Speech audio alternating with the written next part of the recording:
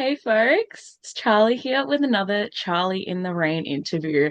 And I'm really excited with this interview to kind of be starting off my next phase of Charlie in the Rain. For the past 12 months, I've been focused on interviewing Australian artists and people releasing music in our local scene. And I'm really excited to now utilize this account to keep on talking about music, but also get in touch with local creatives and local people building community, doing the right things to bring us all together, to keep us all connected with their creative means. And I'm so excited to be starting off this series by talking with a local person who's such an inspiration for me to me with everything they are doing. I'm chatting today with Ameya behind Keeping Brisbane Alive. How are you doing today? Good. Oh my goodness, thanks for having me, first of all. Yeah, Yeah. thanks. Oh, I'm so excited to be chatting with you because everything you're doing in like so many means is such an inspiration to me. It's such an inspiration to so many other people. It's so exciting to see all this stuff. But before we get into it, I'd love to hand the little microphone over to you and have you introduce yourself. Tell us a bit about who you are, what you do, anything we need to know. Yeah. Oh my goodness, what a loaded question. Where to start?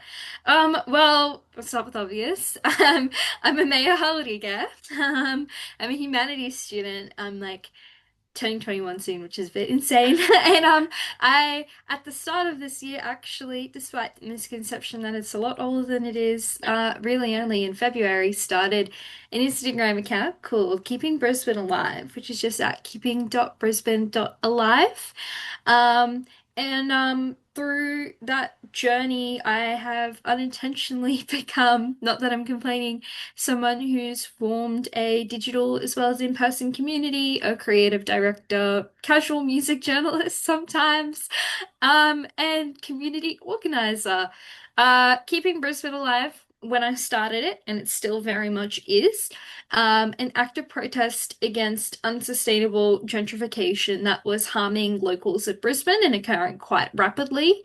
I went on a walk around on the day that I established that with the encouragement of my friend around West End, and I saw the closure of art studios and music venues, and I saw more tents and rising homelessness, and I saw luxury apartments being built and affordable housing being demolished, unfortunately, as well as green space and long-term residents really hitting being hit with that negative impact. And I think that just hit me with a sense of urgency. It's hit me with a sense of urgency first and foremost that I wanted to, because areas in Brisbane like West End are rapidly changing. I wanted to take photos to preserve and remember that before it fully got gentrified. But also, this account started as a formal protest and call to action against that sort of thing to try to advocate for community and the best interest of people in Brisbane, especially as we're heading to the Olympics and we're going to see more of that.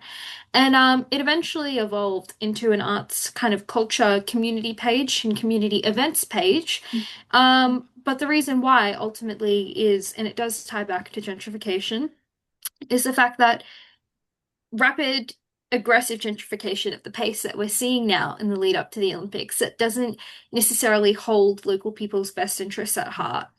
It hurts everybody. And even though some people can't see the connection, it does hurt artists. It hurts artists when we have it happen because things like music venues shut, things like art studios shut, rent increases push out long-term locals, and misplaces communities entirely, and these spaces disappear and community can fizzle out. And so that is majorly what shaped Keeping Brisbane Alive and where it is now. And I think I also just saw a gap in the Brisbane scene. I'm very new to it, but I noticed that unless you were in an established group or community or a creative yourself already, it was very hard to get involved. And it's also very hard to get involved in like local action, like, protests or book clubs or any way to get involved in community, really. So I try my best to not only protest gentrification and support local and everything that gives this city a soul. So supporting local arts, supporting local businesses, third spaces, events, even community protests and stuff. But also, I tried to fill that community gap and actually let people know what's on and how to be involved in community. Because Brisbane Mianjin or Maganjin is the official Indigenous names. There's so much community, there's so much diversity, and there's so much, arts and local ways to get involved and help community and center community care, but we're not the greatest at promoting it. So that's really kind of the gap that I tried to fill. As Keeping Alive, Brisbane Alive evolved, I did kind of become more of an advocate to preserve community third spaces. I put up quite a fight when season three was at risk of closure. I'm very happy that they can continue to operate and be open because I just think it's such a important community space. It was accessible to all ages. It really supported not just musicians, but local visual artists, sound technicians. Like it was so imperative to community. So I was very happy about that. And I also just it evolved into a page that advocated for safer, more diverse, more inclusive communities and spoke out against issues as well. So Keeping Brisbane Alive has really evolved and it's a multitude of so many things and I'm very grateful at the opportunities it's presented me. Of course, the sub account to that is at come.together.bne, Come Together Brisbane, and that is I guess the offshoot of that as a result of everything, which is still crazy to me because I did only start this account at the start of this year, a few months ago, really. And Come Together Brisbane is just another iteration of Keeping Brisbane Alive, where hopefully we'll be able to run more community events like the upcoming Hearts for Change kind of event we have coming up as well. But yeah, that's what I do. Yes. Oh, I literally just sitting here, I'm like, you are doing so much for our local scene that it's something so many people didn't even realize we need. Like, I sit here and go, as a kid, I was so involved in, local libraries and all these like community things through that. Growing up, it's like there's been such a void just because I don't know about these things. They're not presented in a way that's accessible.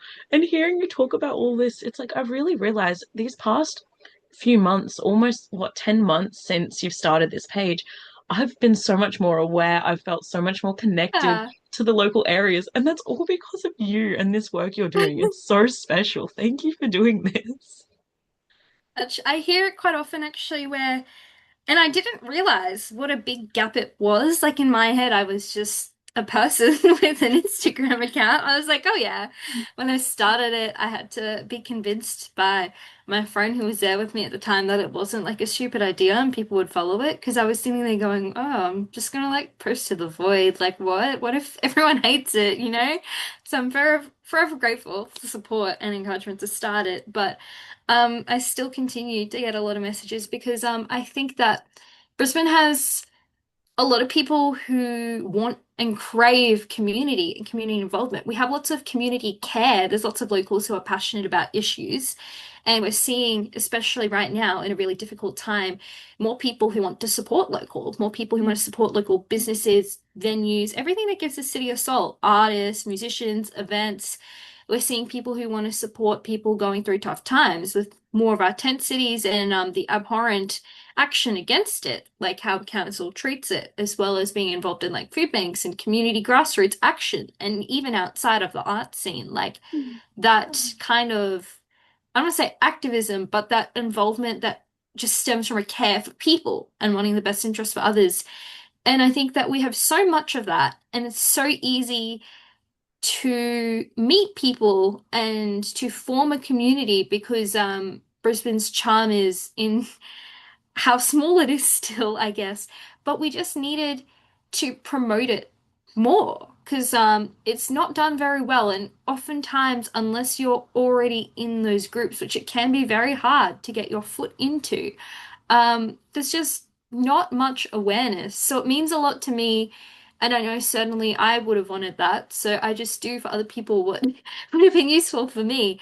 And it means a lot to me that people are enjoying that and benefiting from it and getting out in community more and practicing more community care.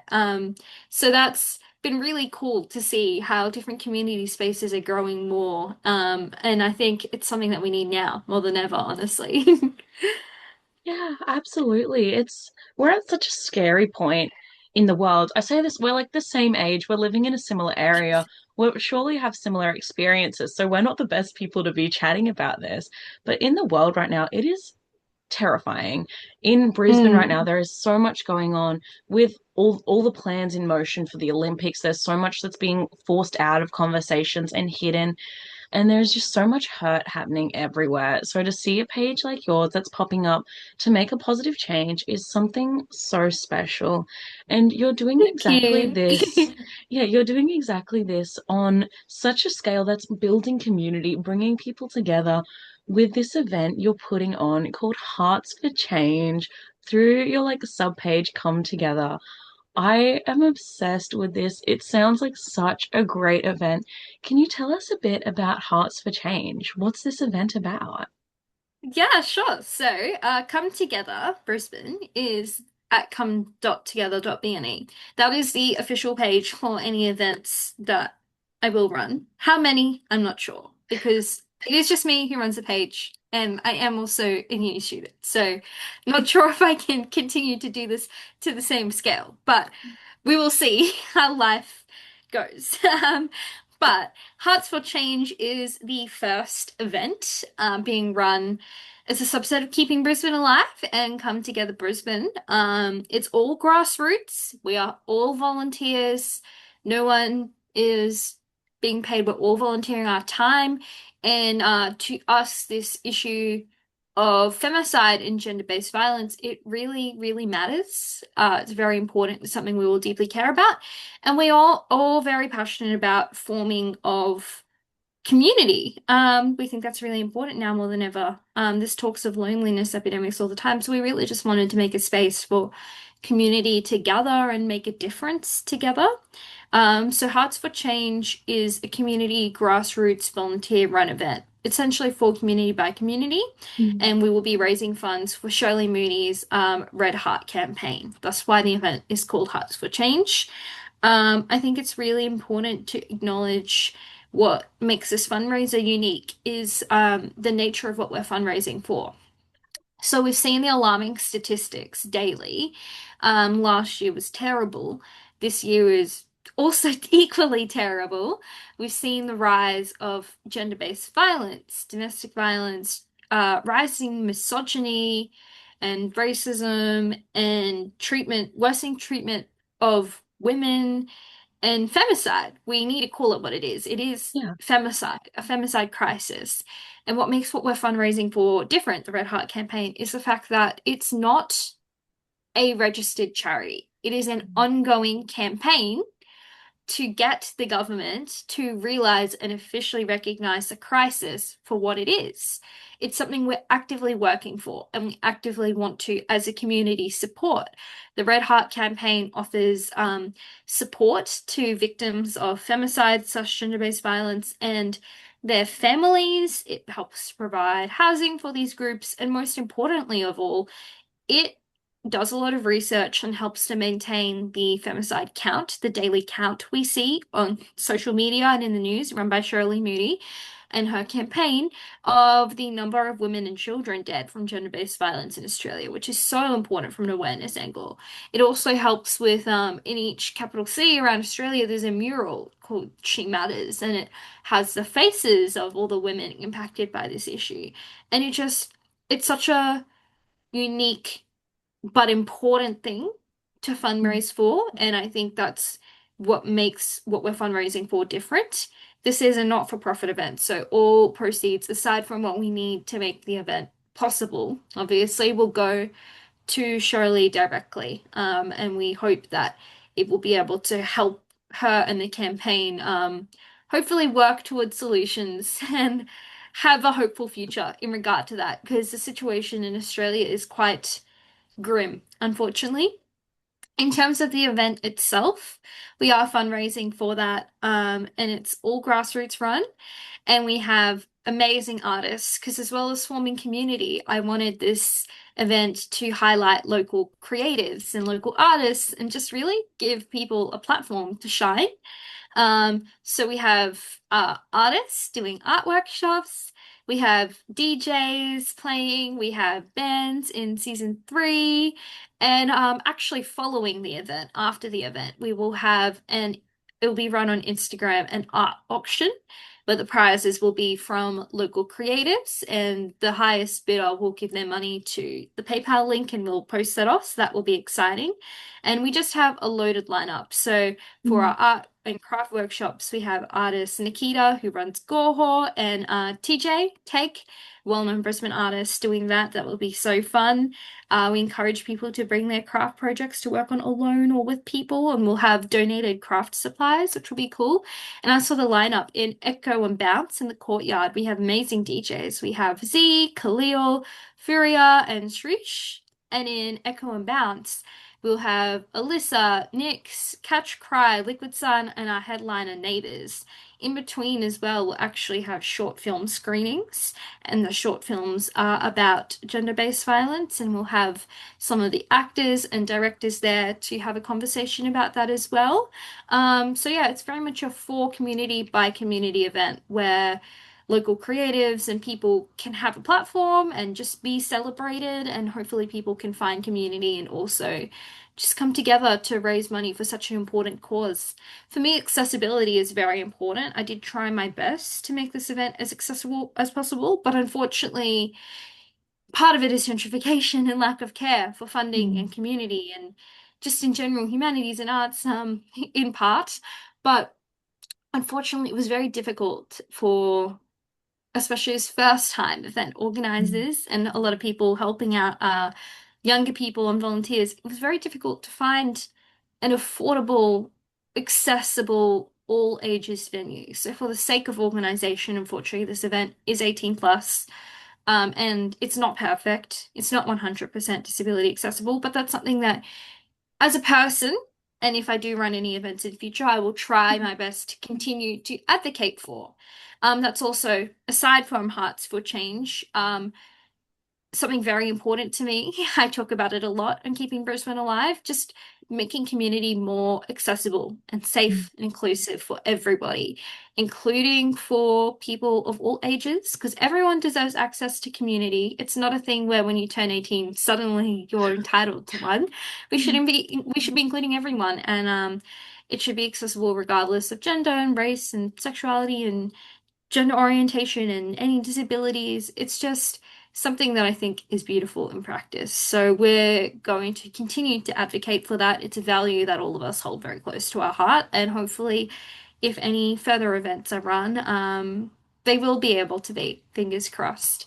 In terms of Hearts for Change, though, it's very exciting. It's the first event that I've ever run.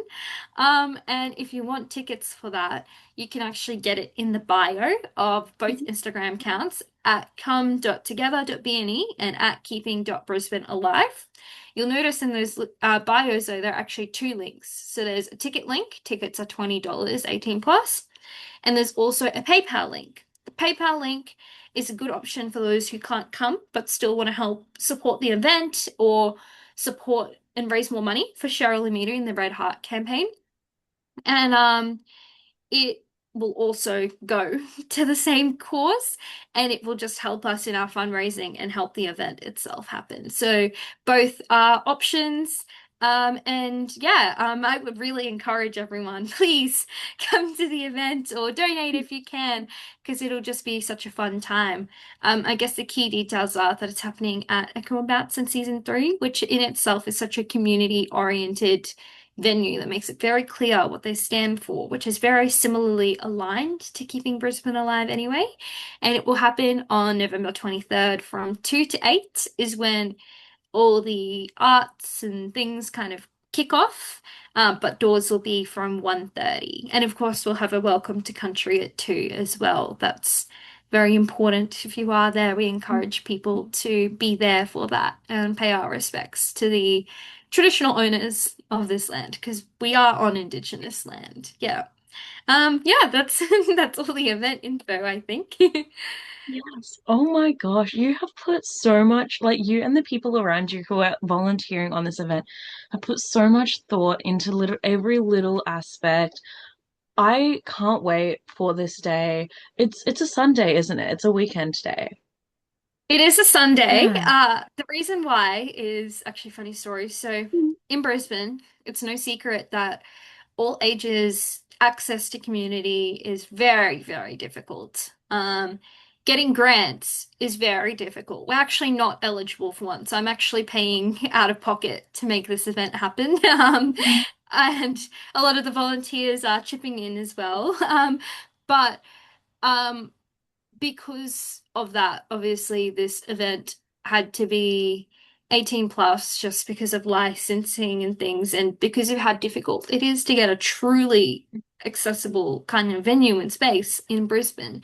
But our logic initially, before we ran into that challenge as first time organizers, was we wanted to make it accessible for all demographics, including like parents who might not usually be able to be involved because a lot of, kids' sports and events happen on Saturdays.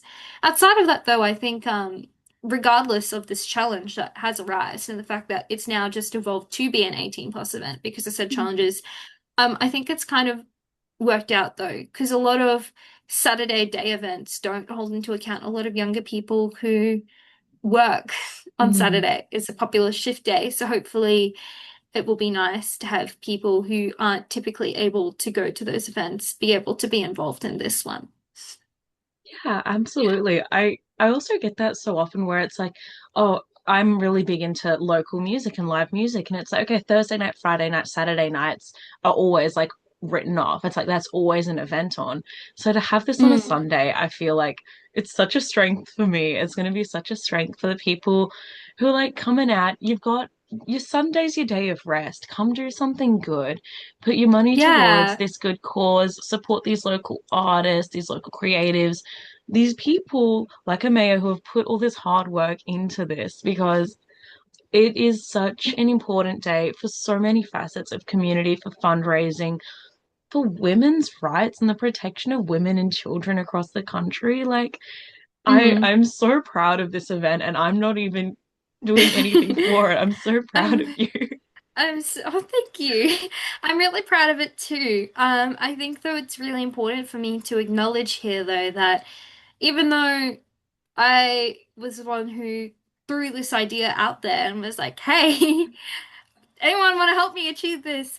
It's important to acknowledge that this is not just me. There are so many volunteers, and again, all of us are unpaid, who are giving their time to help make this possible. From people who have volunteered with graphic design to our artists and bands on the day who volunteered their time to sound techs to actually, we got very lucky. So Echo and Bounce in season three are very community-oriented venues.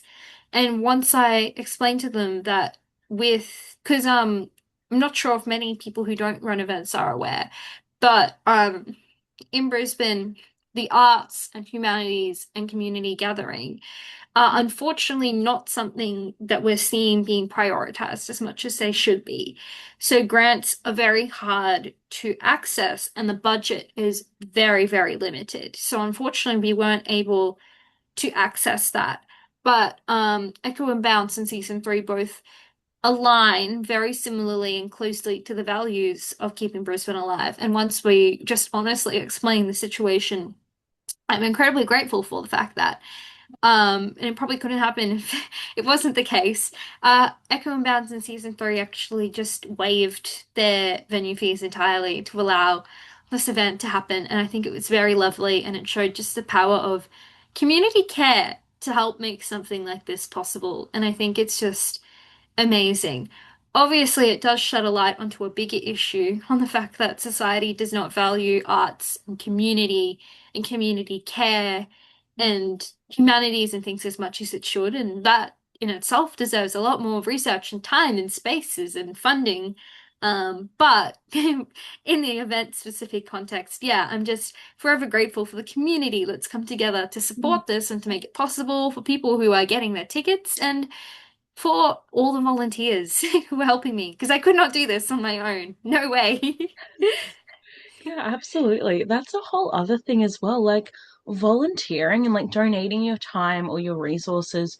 is something that I've also noticed in the past like 4 years of being an active like volunteer in the local spaces. Not a lot Mm. of young people are getting out there to volunteer. I know people are busy, cost of living is affecting everyone, so people are just working and saving 24/7. But you've been able to get so many young volunteers on board with your projects like this, which is also something that I haven't seen very much at all in the past couple of years through my active pursuits of volunteering. So it's such a special thing to be able to reach these young people and find the young people willing enough to put up their hands and say, yes, I believe in this cause. I believe in what everyone's doing here. I want to contribute. It's a very fine balance because you're right. Mm. There are a lot of obstacles. Cost of living is a very real and genuine reason to not be able to. But I think in this case, we're very lucky. There was a lot of genuine community care and want to make this happen, and those who had capacity to were able to volunteer. And this event just wouldn't be possible without that. I think that though we need to advocate for and hold space for a very important separate conversation though Mm. on truly valuing humanities policy and the arts for what it is and Mm. paying them adequately for their time because unfortunately it is very common for those three demographics of people, especially creatives and those in humanities, to not be fairly compensated for time and not be paid as they deserve. Um, but in terms of this event, I think there's just a mutual desire of wanting this event to go forward for the importance of what it is. And in the words of Nick, who owns season three, and understanding that because it is a fundraiser, it's ultimately for a good cause. So Mm. I guess volunteering out of good intent to help something happen and for that bigger picture of fundraising for ending femicide, which is very important and a very relevant issue. Yeah, absolutely. So, yeah, I'd love for you to give us a bit more of a rundown on what we can see on Keeping Brisbane Alive. What is this page to you? In terms of what you can see, I did touch on it a bit when I introduced myself and what I do. Keeping Brisbane Alive it started as, and it actively is, an act of protest against aggressive gentrification done not in the best interest of people and locals and its negative consequences. So, yes, even me interviewing bands and people, and even me posting community events and artists and visual artists and musicians and performances and supporting the arts is part of that process and Mm. protest because issues are fundamentally intersectional, complex, and interlinked. And the arts in Brisbane, in the lead up to the Olympics, especially, are usually negatively impacted by this aggressive gentrification. So that continues to be a form of protest, as well as a way to continue to advocate for sustainable growth of our community that has more of the best interests of people in mind.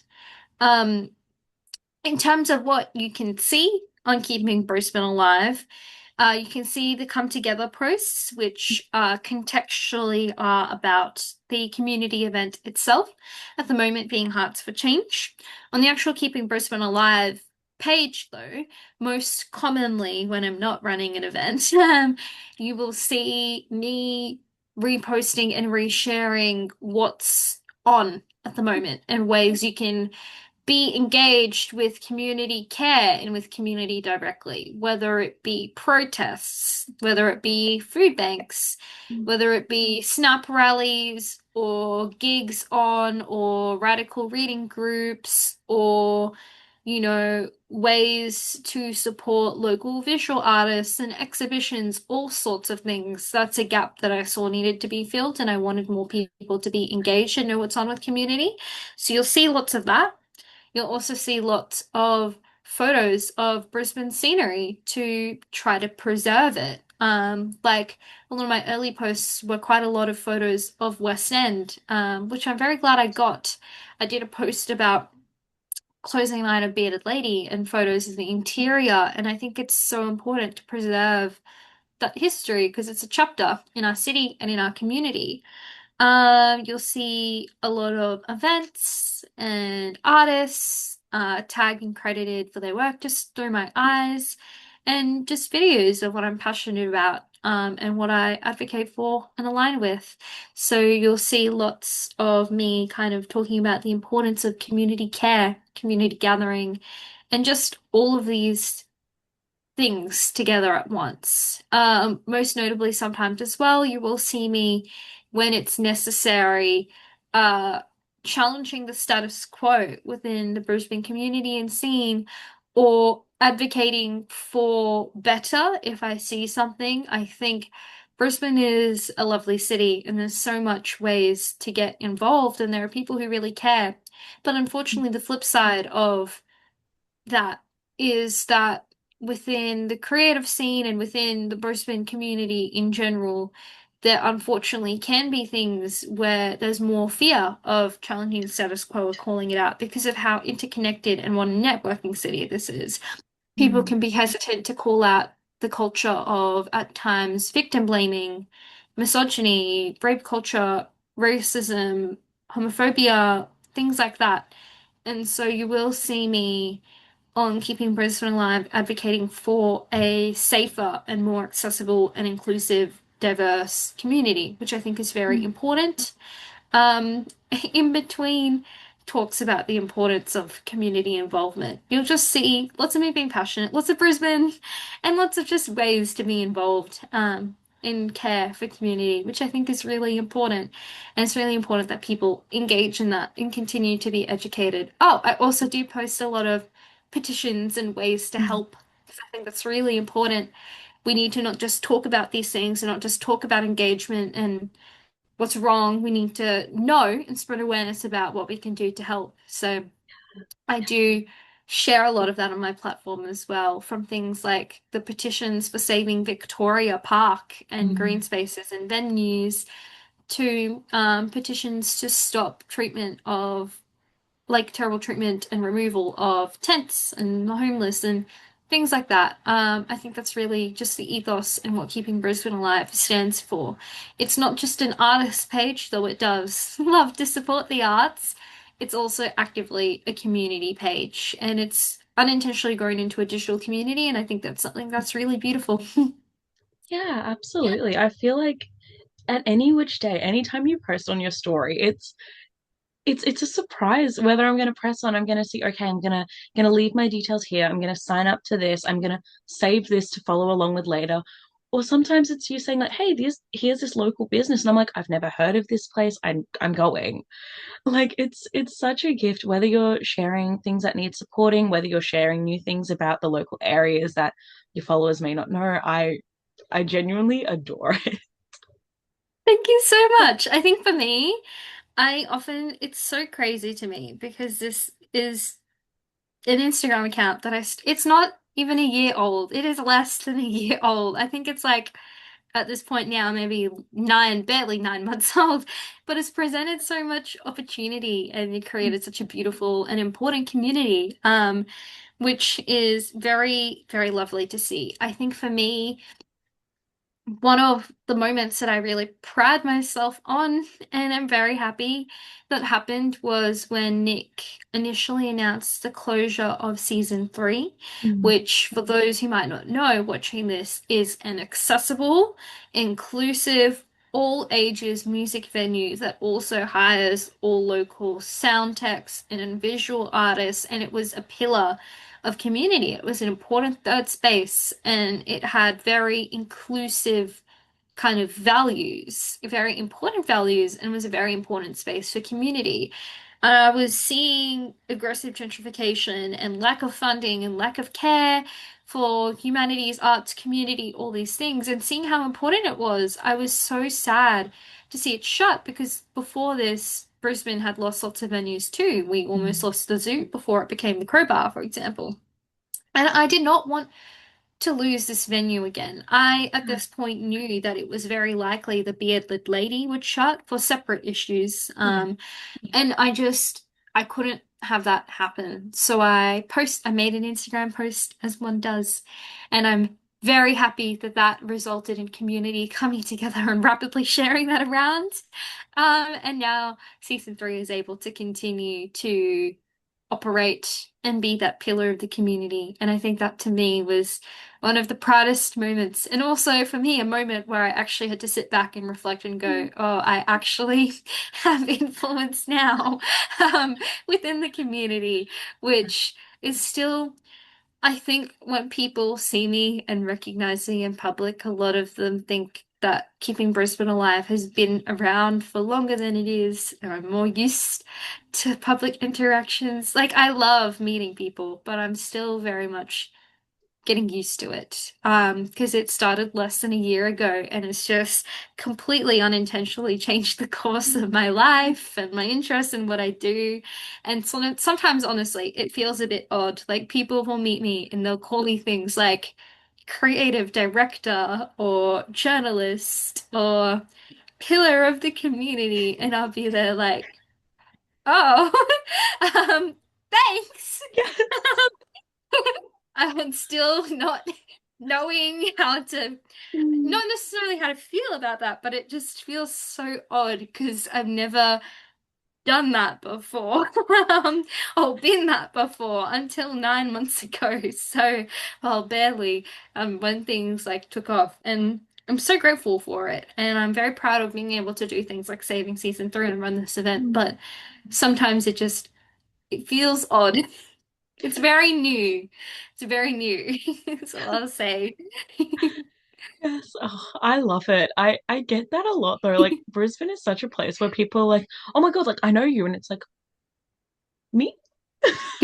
Yeah. Yes. But I'd love to ask on that, like as you said, this is just truly like keeping Brisbane alive is a grassroots movement in itself. You're the face behind it. You said just like what you were out with your friend who encouraged you to make this account. I'd love to ask then what we can all do if we're watching and listening to this, if we're having conversations with our friends about your page or things like your events you're putting on.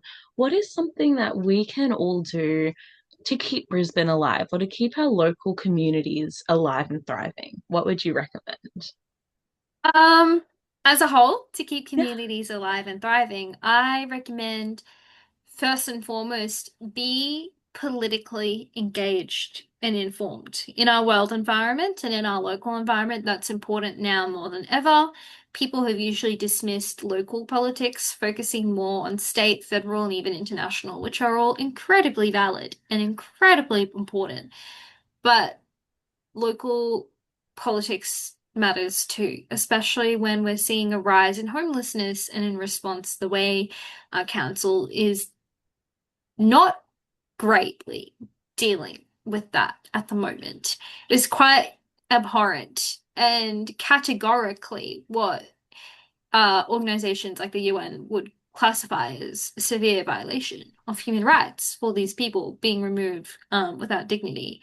And I think it's so important to be politically aware of situations and what's going on and your rights, and even politics impacts things like art funding, funding for community spaces, like making more green spaces, making more social housing, making more smaller venues. All of those things and even more, a lot of people don't realize does tie back significantly to policy and politics. So my first tip would be informed, follow your local MPs, know what's happening, kind of be on the ball with that. I think the second thing would be, in my words, support to you and community what gives Brisbane a soul.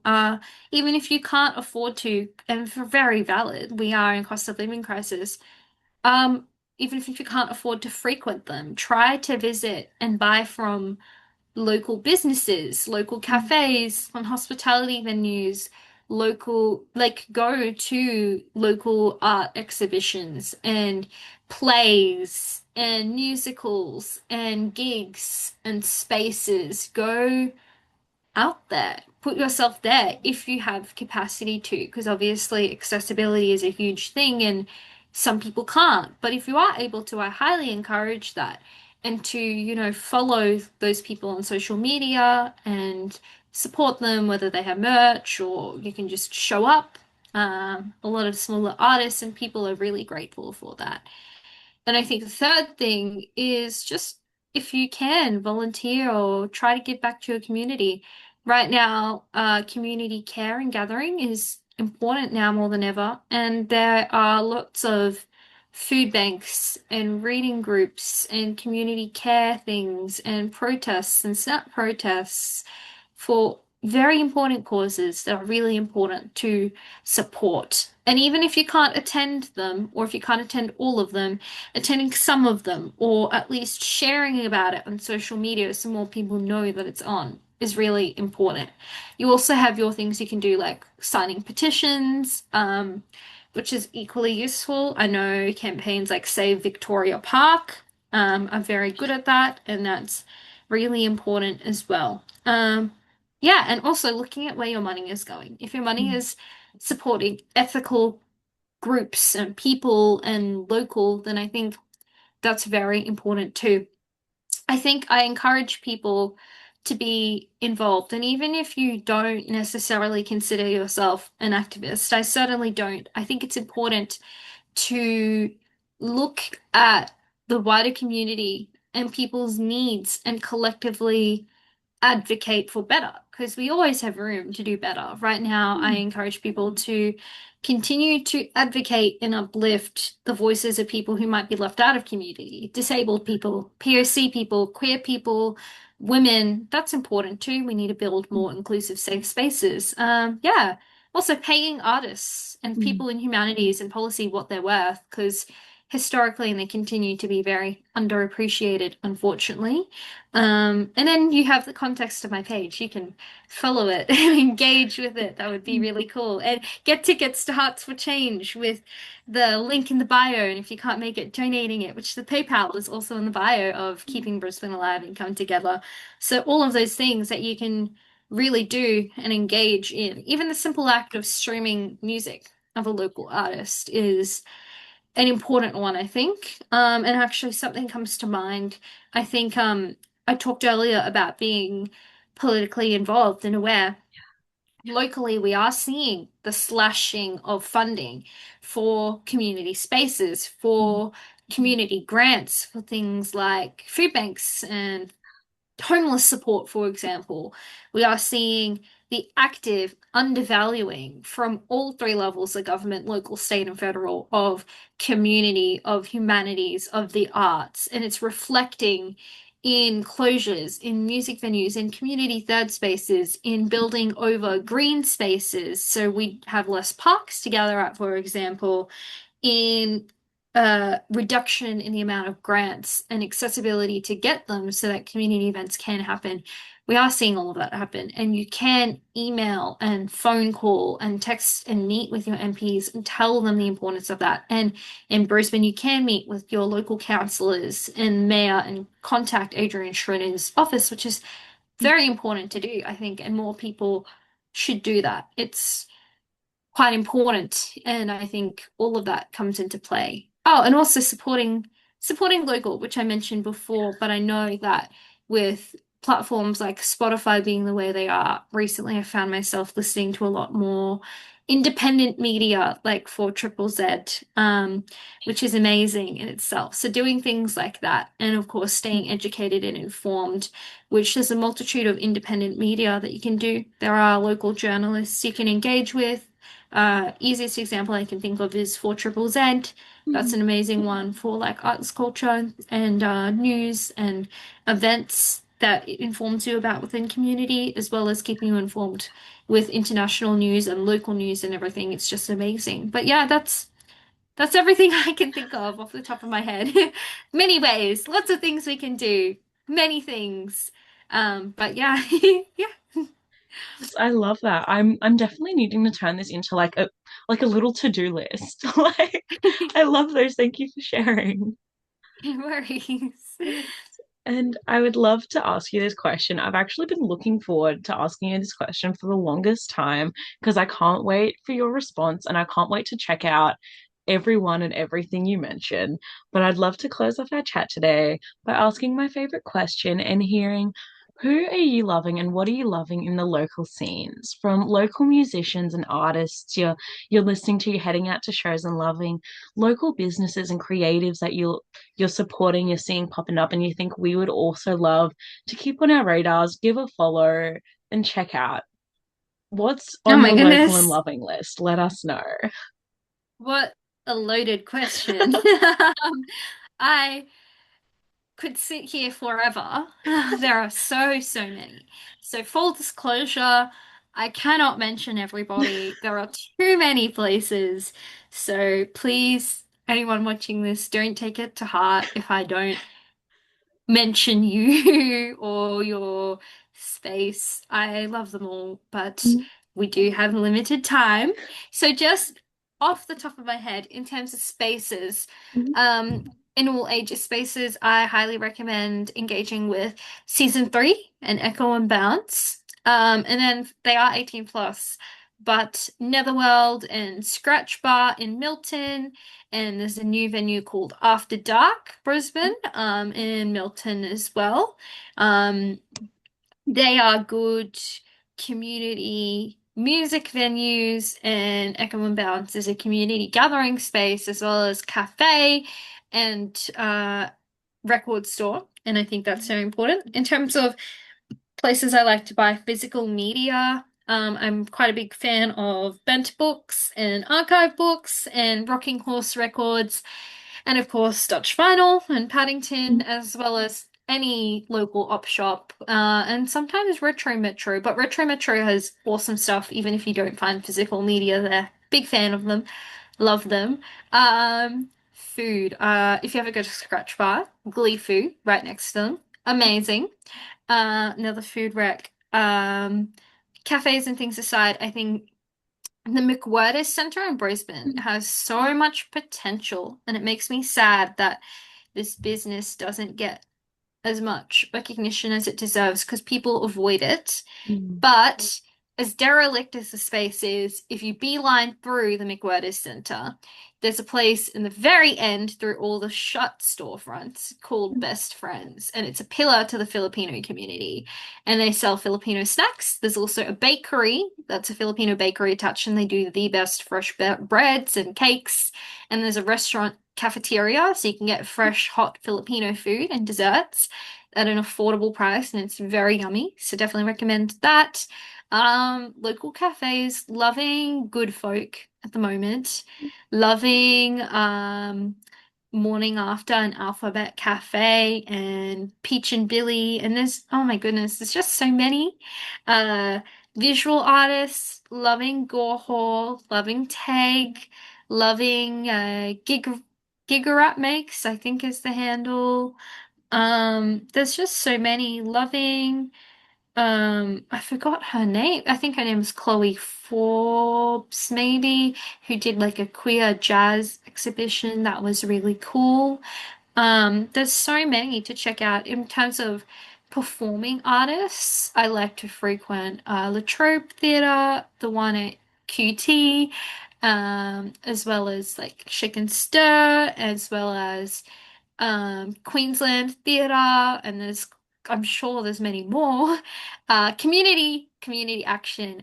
Cuddle is a good one to be involved. CUDL is their social media handle. They have food banks every Sunday, and other things. Anti-Poverty Network is a good one. Justice for Palestine Magunjan is an important one. Magunjan People's Pride. There's quite a few of those things, as well as BFU, Brisbane Free Uni. Radical Reading. It's a great community space. And then I am quite fond of music as well. So obviously we have our amazing lineup. I have named those bands and DJs earlier in this interview. And I love all of them. But I'm going to give a shout out off the top of my head. There's many more musicians in Brisbane who are talented. I'm also very fond of Lavender Threat and Houseplants. I love Houseplants. And Timothy and the Chalamets and Kudos Band and Mum's Cardigan. I've interviewed those bands actually. And yeah, there's just so much good, creative people that I think you can definitely be involved with. I actually recently also bought art from Charlie Maycraft. It's sometimes you can spot them in Echo and Bounce, and that's really cool too. Yeah, there's just so many ways you can be involved. Though I do think in the context of Brisbane, it's very important to acknowledge that people joke we are an outgrown country town, and that can be true in some regards. But I like to tell people country town connections and community care for each other, not country town conservative values. So when you do consume local, although issues like rape culture, misogyny, and racism, and those unfortunate things, and ableism and discrimination, they do exist. They exist everywhere. But they are, unfortunately, they can be prominent in Brisbane because we are a smaller networking city. Mm. It's important to, when you support local, understand the importance of politically engaging and realizing that everything is inherently political. And when you do support these people, these spaces, these groups, these businesses, whatever locally, that you create a community, an environment, and circle that you support that is actively safe and inclusive for everybody. Because unfortunately, there are groups out there that might not be. And that's very unfortunate. And I think it's important that that's something we be mindful of when we engage with local things. It's something that I'm particularly mindful of in keeping Brisbane alive. I have a policy of not promoting anything if I know that is problematic in that regard. And I think that's really, really important. But yeah, so many ways. It's just the tip of the iceberg. I'm probably forgetting many more, but that's just off the top of my head, honestly. And there's Mm. way more cool stuff out there. So, Yes. Oh my gosh, that is a massive list you've given us. So many names of like places and people I've never heard of. So I'm so excited to do this deep dive, make up my little like summer holiday to-do list, visit all these places, check out all these people. Thank you so much for sharing those. yeah, thank you so much for having me. I really look forward to this event and hopefully more people being involved. And I really encourage people to be more active in local community. And even if for a variety of reasons, accessibility, financial stability, other things, sometimes community events and spaces are not necessarily accessible, and that's okay. It's important to remember to look after yourself, and you are able to engage in different ways locally if you can't frequent those spaces or go to those events. I know being disabled and neurodivergent myself, that's something that can happen to me sometimes, and that's so valid. I think it's important to recognize that even though that's certainly, protesting or going out to events and stuff, that is important, but you can also, for example, stream artists or share their content. A follow on social media is free, and letting people know things are on is free. And that is equally as valid and equally as important in the community, I think. So even things like that, if you are not able to engage for whatever other reason it may be. Yes, absolutely. I honestly, everything you've said is so important. I feel like there are so many pedestal, like quotable moments you've said in this interview. Thank you so much for making the time to chat. If people are listening and you haven't already, get your tickets for Hearts for Change. It'll be held Sunday, the 23rd of November at like season three and Echo and Bounce, which are like at the same location. So you don't have to cut yourself around. Same location. It is going to be such a good event. If you can't make it down, there's links to donate. I'll have all the links below, or you can find all the links in Ameya's account. Thank you so much. Yeah, thank you for having me.